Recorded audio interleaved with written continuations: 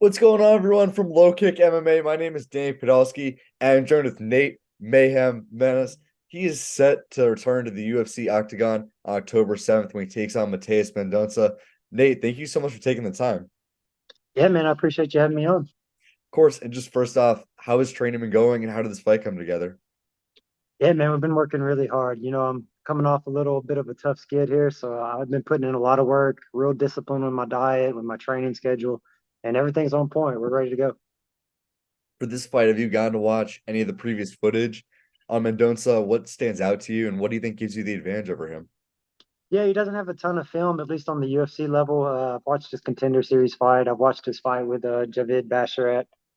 He's real aggressive. He walks forward. He'll take some shots to give one, which I absolutely love. I hope he wants to keep it standing with me. That'd be a fun fight. I'm sure he's got good jujitsu. He didn't get to show it as much in the Basharat fight, but he's under Charles Oliveira. I'm sure he's pretty confident down there.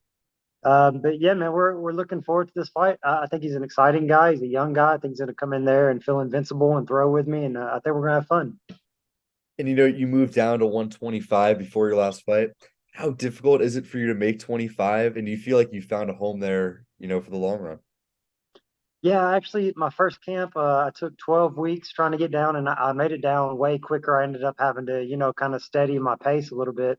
I started 8 weeks out this time. I'm already ahead of schedule. So, I mean, it's really not as big a cut, I think, as people think. I know I show it a little bit in my face, just my cheekbones and things like that. But yeah, man, I definitely can make the weight. I'm getting more and more disciplined with my diet, nutrition, and things like that. So, I definitely think it's going to be my home. I was gonna say because I know before your weight cut, or sorry, after your weight cut, before the back out fight, you posted that photo with the cheeks sunken in, and you know, didn't look pretty.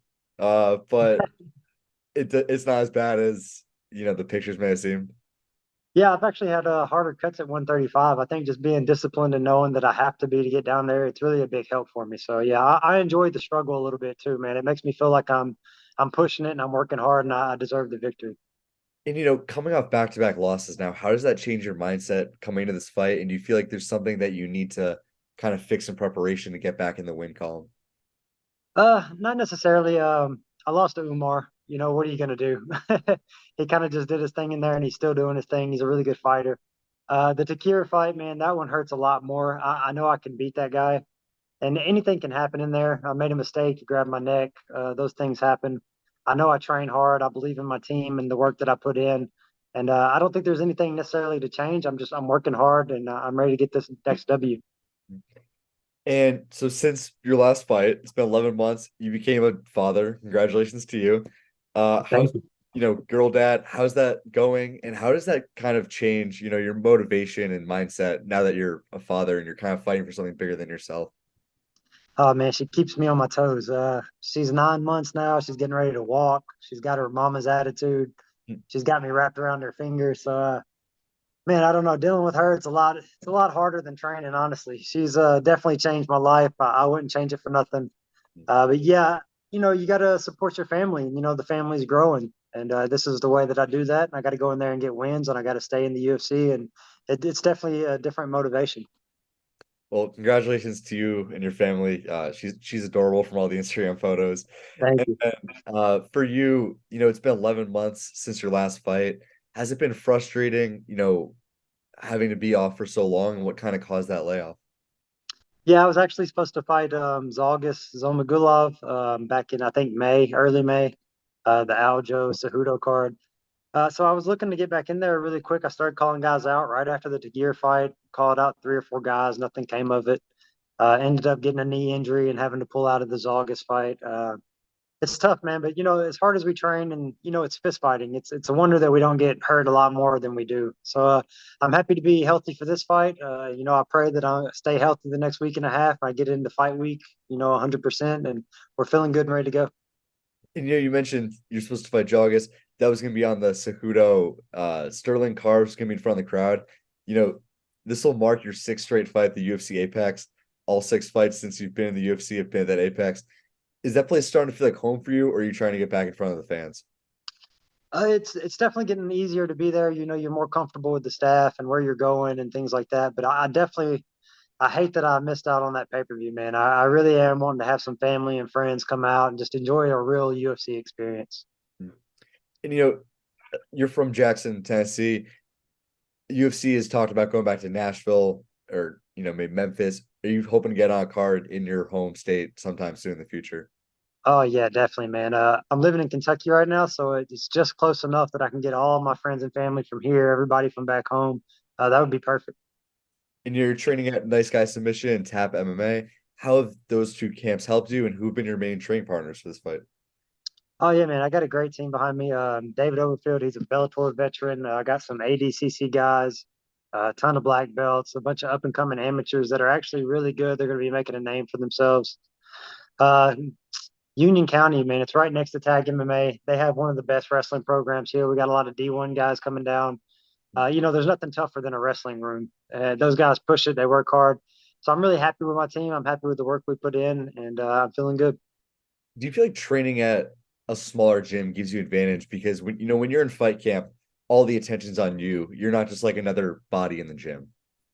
Yeah, I've talked to guys at big gyms, and I've gotten mixed results. Some guys think it's the worst thing that ever happened to their career. They stop getting that one-on-one time. You start being the nail a lot more than the hammer. You pick up injuries here and there. Your confidence kind of gets broken. I think big gyms can be a good thing for some people. This is what I prefer. This is what I like. It's how I've always ran my career. It's worked out so far. So I'm happy where I'm at. Looking at your division, Alexander Pantoja became the champion over the summer. He's now set to defend his belt against Brandon Royval. How do you see that fight playing out? And where do you see yourself, being able to fit into the title picture down the road? I like Royval. I don't know if he's going to win this fight. I think I'd pick Pantoja to win. The guy's just really complete. He's a good fighter. And the division's pretty wide open. I think I need 2 wins here, and I'm right back competing with the ranked guys. I think 4 wins, and you're right there in the top 10, top five. So I can definitely see within the next year, being active and getting some wins, especially some knockouts in this division.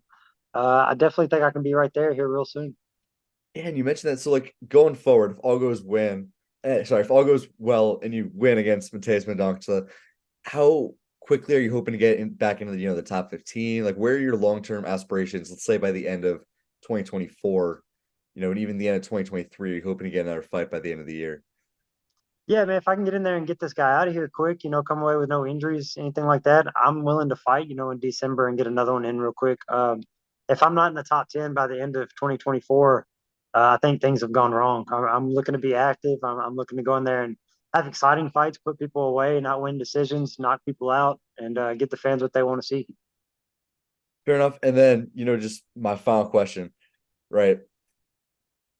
October 7th, Nate Maness, Mateus Mendonca. Nate, give me your official prediction.